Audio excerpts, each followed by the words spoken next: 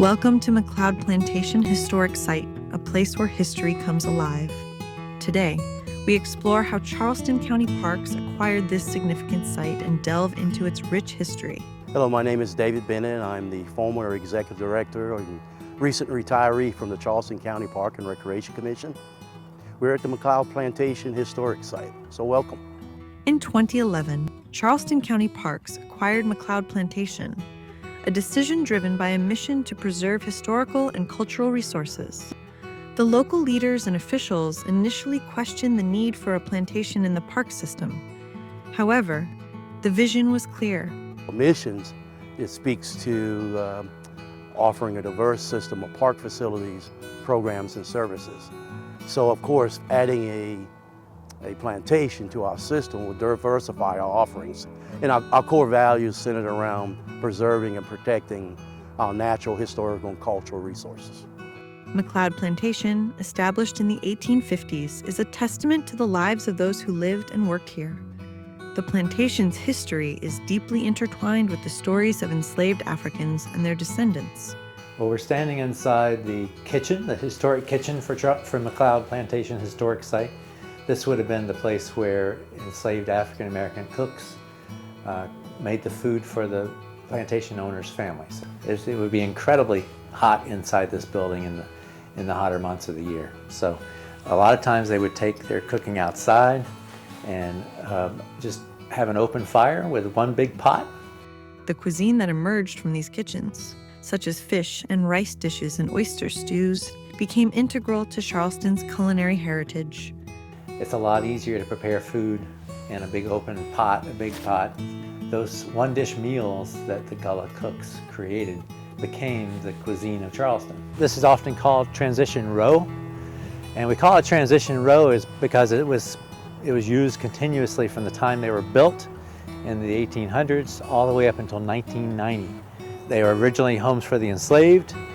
Some were improved later, and they added glass, they added interior walls, they added ceilings to try to improve them, give them a little bit of privacy. One of the cottages was converted into a praise house, a place of worship and community gathering. This transformation highlights the resilience and faith of the people who lived here. McLeod always had a special place. For me, I connected with McLeod. When I got here, it was a feeling that I didn't feel in the other parks. I'd always visit and I would have a sense of calmness when I was here. There was a sense of connection, and literally I felt like I could feel the presence of those enslaved or the people that were here. The main house, built in the 1850s by William Wallace McLeod, was crafted by African American craftsmen and staffed by enslaved Africans. It served as a home and a symbol of the complex social dynamics of the time. We stripped the building, the big house, took all the furniture out and removed the china and left it bare. So we took the focus off the stuff and moved it to the people. We wanted to interpret the people that came and made this place a special place, that visited or lived here or worked here. The blacks and white, and also the enslaved and the free.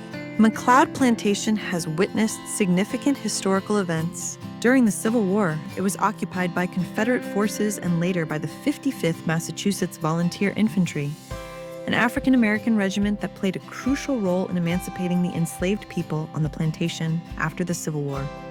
We were told that's the bell that they rang to call the enslaved in from the fields. But we turned a high-power camera on it, and it turned out that stamped on the yoke of that bell is a date, I think, in the 1930s or 1920s.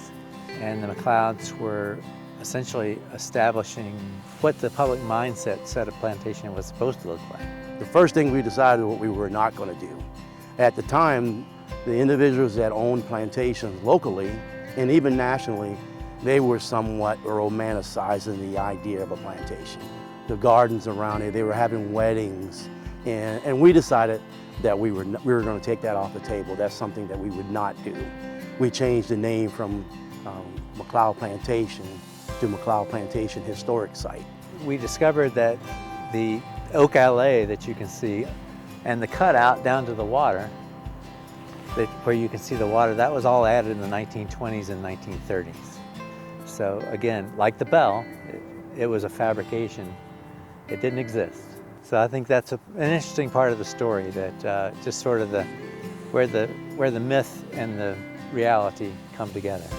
That's not to say that this is not an authentic plantation, because it certainly is. But it's an 1850s plantation, and it's belonged to a family that was what we would probably today call middle class. The McLeod Plantation Historic Site is more than just a collection of buildings. It's a living narrative of resilience, culture, and history. Join us in honoring and preserving this important piece of our past.